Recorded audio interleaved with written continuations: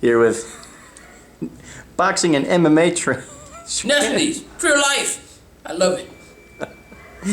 And that's a unpaid endorsement there. All right, let's talk a little MMA here, Jeff. Been a busy couple of weeks for you. I guess we'll, good and bad for you. So let's get the negative out of the way. Unfortunately, Roy had a disappointing showing there and lost his fight against Stipe Miocic. Just thoughts on the fight in general. In all honesty, I never get a chance to see the fight, but I did get a chance to talk to Roy, and I know what happened because it's happened before. Roy overtrained. Roy is a guy who, as soon as his fight is over, he's in the gym that following Monday, and he probably trained for this fight. This one came on short notice, but at the same time, he still had never stopped training, and with him not ever stop training, you can't monitor your body when it peaks, and I think that Roy went into the fight flat. Yeah. You mentioned the short notice there. How tough is it to go into a fight, especially at a top level like in UFC like that, on short notice? Well, I think only thing, like I said, because Roy got to the point where he was relaxed and he wasn't thinking about his next fight. 5-second rule. What's that? When you drop your food, you have 5 seconds to pick it up and still eat it. Oh shit! You just messed me up. I ain't eating nothing off the ground. Now I don't know which one was the one that hit the ground. But no, I think that, like I said, Roy is one guy that he never stops working, and basically, I think he just finally caught up with him. I think even with the fact of it being short notice, it still didn't matter because Roy was always still training. The second he fights, no matter if he wins or anything, or no matter how spectacular he wins, he comes right back to the gym. So he never knows how to monitor his body, or his body is in peak shape. Maybe he overpeaked, and once you overtrain, it's the worst thing in the world. And basically, talking to Roy, he said he even felt it when he was in the locker room. He said that he just said, I don't have it, but what can you do? You're in the locker room. The other guys in the locker room warming up just like you. You got to fight. You got to go out there and do what you can do. Right. That was the last fight on his contract there. He's free to do what he chooses. Has he given you any indication, or I'm sure you probably don't want to share with us, but any indication of what he might want to do going forward? No, not really. Basically that's a personal matter anyway. It's not for me to know, and it's his thing. So, not really even talk about it. Was that loss discouraging to him as far as what he thinks in his future beholds, or was that kind of just he knows he wasn't where he needed to be for that fight, and it's just kind of something he considers a blip on the radar? Well, I think it's just one of those things that no one wants to lose, of course, no one, but I think at the same time, knowing that you're in the locker room and you already told yourself that I don't feel it. Mm-hmm. What else can you do? You gotta just accept it. And Roy is one of those guys that always makes fun of every situation. So basically, he said that, well, at least I must be the toughest man on the planet.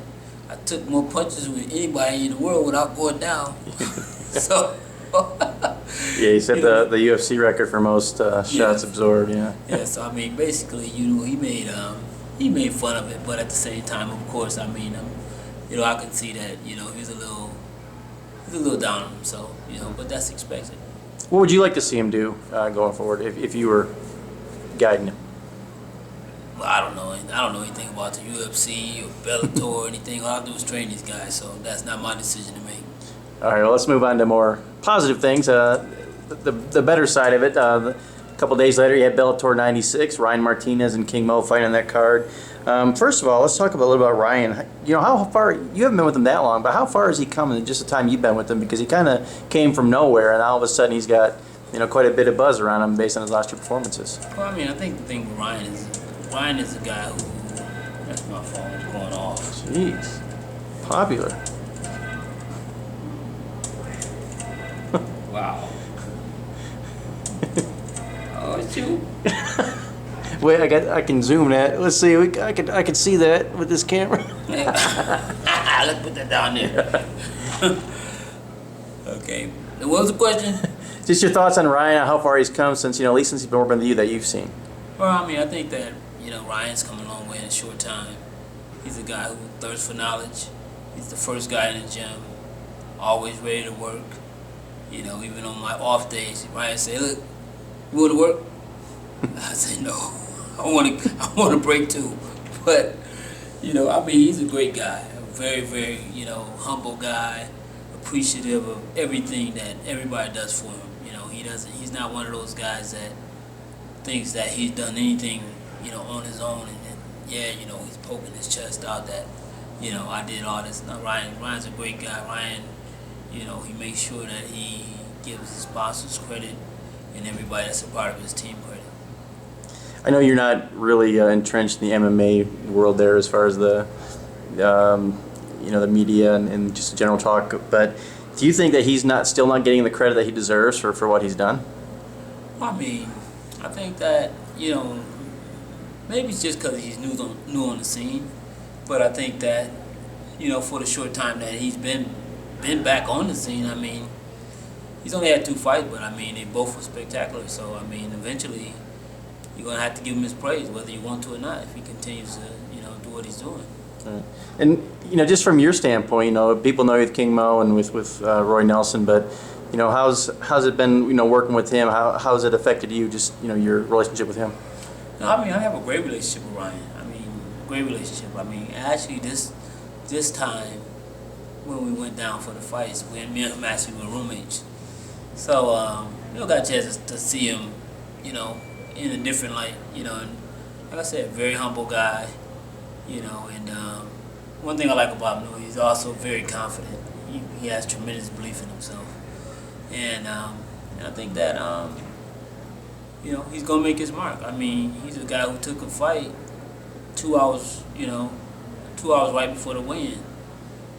Yeah. How did you handle that? You get the word there. Anything that you had to do immediately to shift focus? You were solely concentrating on Mo, and obviously you have 2 fighters. So how did that affect you? No, actually we went down there with the intent of him hoping that he would have a fight. So I trained him just as I trained Mo, just in case.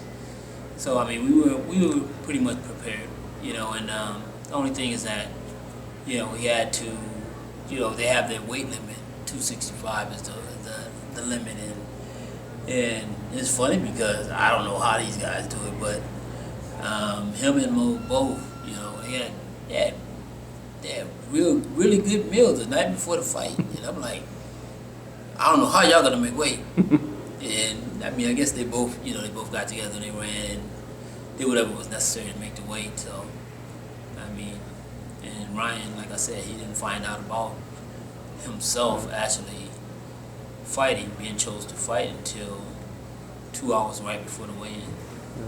Then quickly on to Mo, just, obviously he rebounded in spectacular fashion with the quick knockout of Seth Petrozelli. Mo's kind of downplayed it, but to you, do you feel it's vindication for him after all the people, the haters, as you'll call them, jumping on him after his disappointing performance? Well, I mean, I think it's vindication in a sense, but realistically, vindication for what? Because I mean, at the end of the day, you're not doing it for your haters. You're doing it for yourself. I mean, it's your way of making a living. But I mean, it was great for him to get back on the winning track. He kind of played it off like, it never bothered him. Is that, do you get a sense that maybe deep down it did bother him a little bit, and like I said, he was excited to turn things around? Don't get me wrong. I mean, I think that it was imperative anyway for him to come back in a spectacular fashion. For the people to still believe that what happened, kind of was a fluke. But with that being said, of course, Mo's human. I mean, no matter what he says, and a lot of time, top athletes won't really say that they had, that, they went into that mode of depression or being down or whatever the case may be. But I can honestly say that, Mo was down. He was really down on himself for, I say, probably about 2.5, 3 weeks maybe. And I even kind of told him, because he was coming to the gym and he was going through the motions, but he wasn't sure of himself. And I never did put him to the side and say, Mo, I know you're feeling down or whatever, because I already know. I mean, he's a great athlete. Any great athlete, all they need is time, and with time, the confidence comes back. And one day he was hitting the mitts, and then he started turning those right hands over like the old Mo, and then we was laughing, we was joking, we was having fun, because in that little period of 3 weeks, it was like we were working. It wasn't like the chemistry that we always have, where we're working and we're having fun, we're talking, we're playing, we're joking, but we're still getting the work done.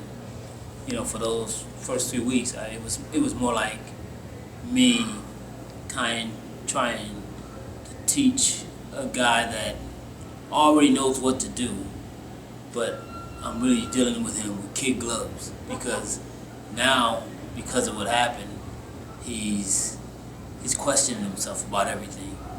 Is my hands back? Is this this way? Is this, kind of like that? And like I said, after about 3 weeks, he came to the gym and he was himself again, and he never looked back.